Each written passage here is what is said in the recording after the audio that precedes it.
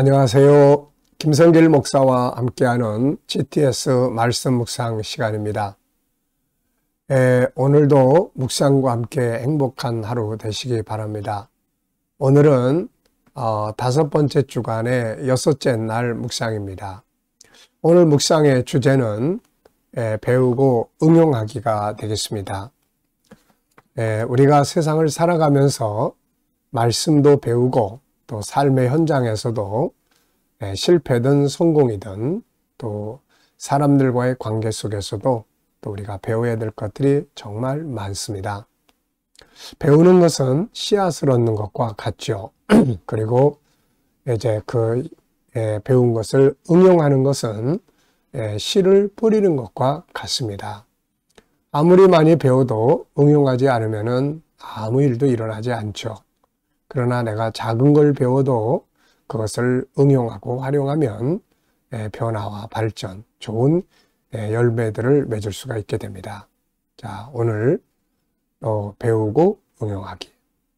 자, 말씀 속에서도 한마디라도 배우신 것이 있다면 한번 실천해 보는 시간 만들어 보시고요. 자, GTS 묵상은 두 가지의 목적을 위해 만들어졌습니다. 하나는 매일매일의 역동성이 있는 신앙생활, 그리고 또 하나는 삶의 현장의 변화와 발전, 그리고 우리 아이들은 재능 개발과 학습 능력을 키우기 위해서 만들어졌습니다. 그리고 이제 이것을 위해서 572의 프로그램이 들어있는데요. 5는 그림을 분석하거나 사물을 분석하는 훈련입니다. 이것을 통해서 생각하는 힘을 키우는 것이죠. 그리고 7은 7가지의 주제입니다. 월, 화, 수, 목, 금, 토일의 주제. 그냥 습관대로 사는 것보다는 이 주제를 한 번씩 활용해 보면 훨씬 더 좋은 발전과 변화를 만들어낼 수 있습니다. 자, 그리고 한꺼번에 모아서 사용을 하면 컨설팅, 점검하는 도구가 되고요. 아이들은 독서 나눔, 학습 지도에 좋은 도구가 되겠습니다.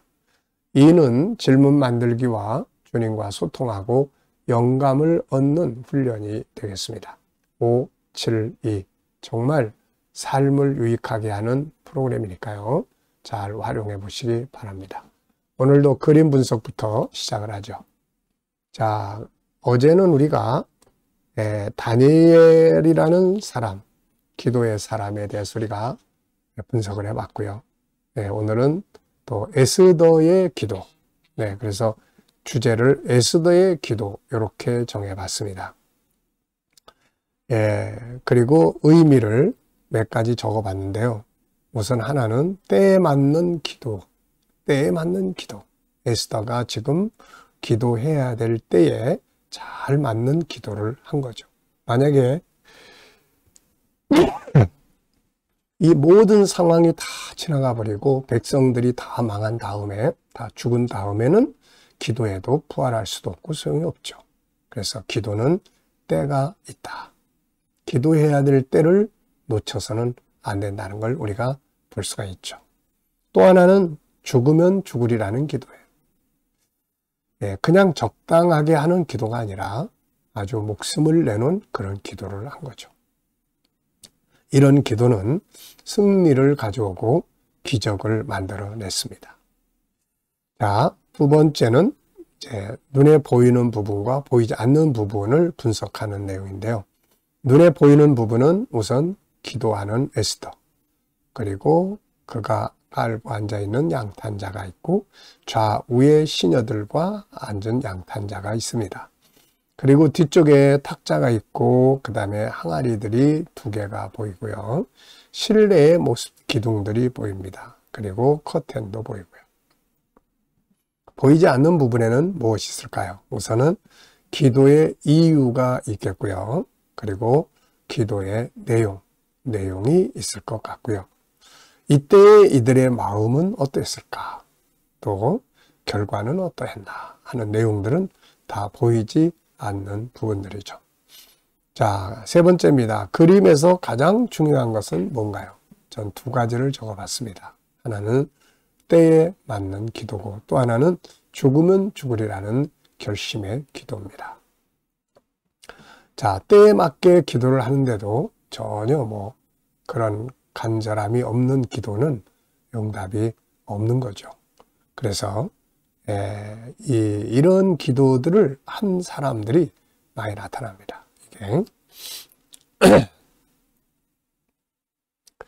자, 그래서 때에 맞는 기도와 죽으면 죽으리라의 기도, 아주 중요하죠. 자, 연상법을 냅니다. 눈 감아 보시고요. 그림 한번 쭉 떠올려 보십시오. 먼저 두 손 들고 기도하는 에스더, 그가 앉은 양탄자, 좌우에 시녀들과 그들이 앉아있는 양탄자, 뒤쪽으로 탁자가 보이고 항아리들이 보입니다. 그리고 건물 내부가 보이고 기둥들, 그 다음에 커튼이 보입니다. 자, 이 그림과 관계되어 있는 성경 말씀. 우선 이 그림의 본문은 에스더서 4장에서 에스더가 죽으면 죽으리라 하는 기도를 선포하는 내용이 나오고요. 다니엘서 6장 10절에도 역시 다니엘도 죽으면 죽으리라 이런 기도를 했던 사람이고요. 마태복음 26장의 예수님의 기도 역시 죽음을 위한 기도였습니다. 계시록 1장을 보면은 반모섬의 사도 요한의 그 기도도 나타나고요. 또 야곱이 야복강 강가에서 기도했던 그런 기도들. 일생을 살아가다 보면 우리가 이런 기도를 해야 되는 몇 번의 기회들이 옵니다. 저도 역시 청년 때 비즈니스가 다 실패하고 사채를 감당하기 어려운 상황에서 하나님 앞에 기도했던 그런 기도들. 마음에 회의가 들어가지고 주님을 만나고 싶어서 부르짖던 그때의 그 기도. 그리고 가족들이 사고로 세상을 떠나면서 기독교의 본질이 뭔가를 찾기 위한 그런 부르짖음의 기도들. 자, 이런 기도들은 보면 다 응답이 있었어요. 응답이 있었고 하나님의 위로가 있었고 또 이 감동이 있었고, 그래서 참 이런 기도는 귀한 기도들입니다. 우리가 살아가면서 이런 기도를 하게 되는 기회가 왔을 때 그걸 절망하고 좌절할 게 아니라 참 내가 정말 깊이 기도해야 될 시간이 왔구나 이렇게 생각하고 하나님 앞에 엎드린다면 좋은 응답과 경험들을 하게 될 것입니다. 자, 상상력 키우기입니다. 이 그림 가운데 두고요. 앞에는 지금 이제 유대인들의 위기가 오는 이제 모르드게가 하만에게 절하지 아니함으로써 오는 위기가 그려지면 좋을 것 같고요. 다음 내용은 이제 승리의 그림입니다. 그래서 이 유대인들을 죽이려고 했던 하만과 그 집안이 몽땅 몰살당하는 그런 내용이 나오죠. 자, 미래를 어떻게 살고 싶은가요? 그렇다면 지금 무엇을 해야 할까요? 오늘도 미래 비전이 있으신가요? 없으면 비전을 만드는 내용을 해보시고요. 비전이 있다면 그것을 위해서 지금 내가 뭘 준비하고 있는지 한번 생각해 보시고, 준비하는 게 아무것도 없다 그러면은 이제부터 무엇을 준비하면 좋을지를 생각해 보시기 바랍니다. 아이들과 함께 묵상하시는 분들 참 복이 있는 분들입니다. 그리고 자녀들과 함께 이제 그림을 통해서 또 수학 공식 하나씩 오늘도 생각해 보는 시간 되보시기 바랍니다. 본문 읽어보겠습니다. 디모데전서 2장 1절로 5절. 그러므로 내가 첫째로 권하노니 모든 사람을 위하여 간구와 기도와 도구와 감사를 하되 임금들과 높은 지위에 있는 모든 사람을 위하여 하라. 이는 우리가 모든 경건과 단정함으로 고요하고 평안한 생활을 하려 함이라. 이것이 우리 구주 하나님 앞에 선하고 받으실 만한 것이니 하나님은 모든 사람이 구원을 받으며 진리를 아는 데 이르기를 원하시느니라. 하나님은 한 분이시요 또 하나님과 사람 사이에 중보자도 한 분이시니 곧 사람이신 그리스도 예수라. 아멘. 감사한 거 적어보는 시간입니다. 자, 어제 하루 어떻게 지내셨는지 한번 쭉 생각해 보시고요. 감사한 것 적어보십시오. 오늘 또 하루를 어떻게 또 시작을 하고 계시는지 오늘 하루 감사한 거 또 적어보시고요.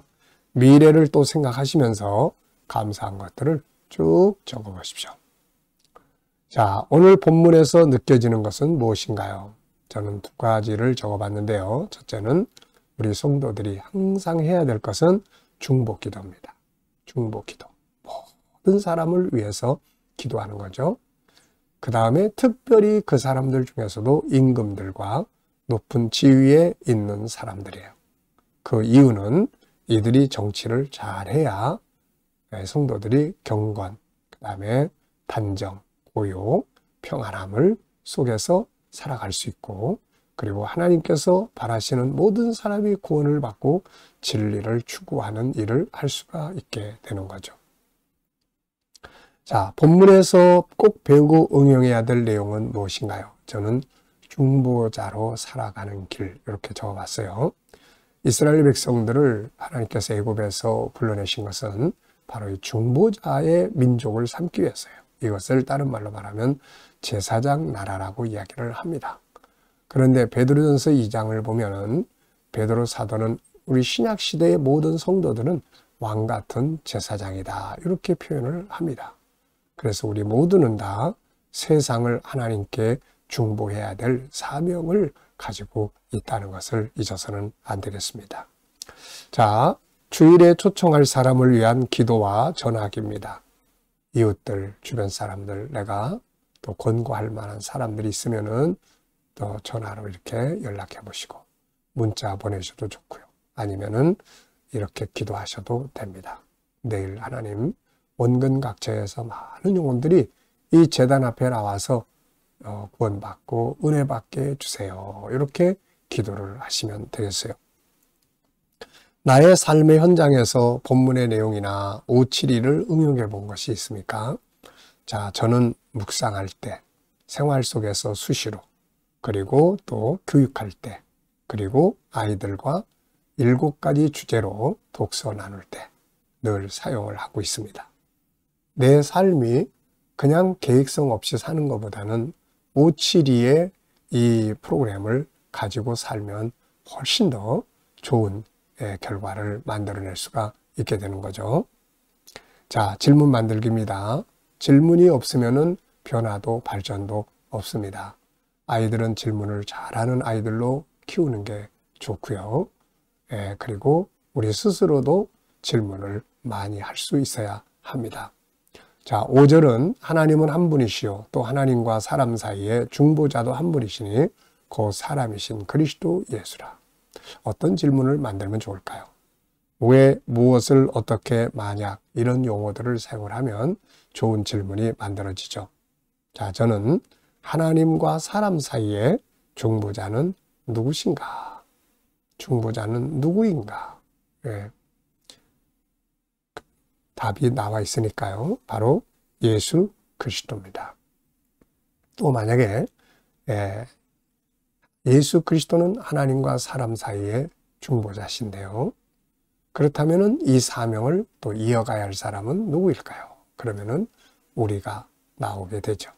자, 그래서 좋은 질문은 좋은 답을 얻게 합니다. 자, 개인 영적 질문인데요. 나의 영적 생활에 대해 질문 만들기. 자, 영적 생활에 대해서 발전해야 될 부분은 뭐가 있는지, 기도 생활인지, 말씀 생활인지, 말씀 읽기인지, 묵상인지, 전도인지, 봉사인지, 어느 쪽의 영역이 더 발전하면 좋겠는지 한번 질문해 보시고 또 생각을 해 보시기 바랍니다. 저는 영성, G7, GTS, 가정 클리닉, 이런 것들이 계속 발전시켜야 될 그런 부분이라고 생각을 합니다. 자, 이 시간은 주님과 소통하고 영감을 얻는 시간이 되겠습니다. 자, 눈 감아 보시고요. 오늘 본문 한번 쭉 떠올려 보십시오. 2, 2, 1, 그리고 7가지 주제도 떠올려 보시고요.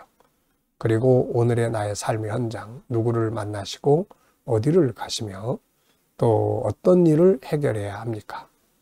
업무는 무엇이고요? 7가지 주제도 쭉 생각해 보시면서 주님 어떻게 할까요? 주님이라면 어떻게 하시겠습니까? 제가 활용할 말씀이 있다면 무엇입니까? 그리고 기다려보면 주님이 주시는 지혜도 있고 말씀도 있고 감동도 있습니다. 자, 이 영감을 가지고 살면 훨씬 더 좋은 삶을 만들어 갈 수 있죠. 오늘도 영감으로 승리하시기 바랍니다. 기도하고 마치겠습니다. 주님 감사합니다. 오늘도 또 묵상으로 하루를 시작합니다. 함께하는 모든 이들의 가정, 직장, 사업장이 형통하게 하시고 또 치료받는 교우들에게는 치유의 능력이 함께 역사해 주시며 어려운 문제를 안고 기도하는 성도들에게 감당할 힘과 합력하여 선을 이루게 하여 주시고 나라의 지도자를 잘 세우게 하여 주셔서 이 나라가 평안하고 또 건강하고 발전하는 나라가 되게 해 주시옵소서. 오늘도 세계 곳곳에서 복음을 위해 수고하시는 주의 종들에게 함께 해 주시고 우리 KDM 훈련을 통해서 천국 복음이 더욱더 많은 나라에 전파되게 하여 주시옵소서.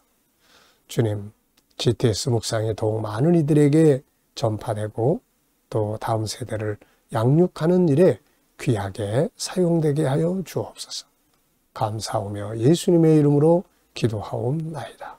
아멘.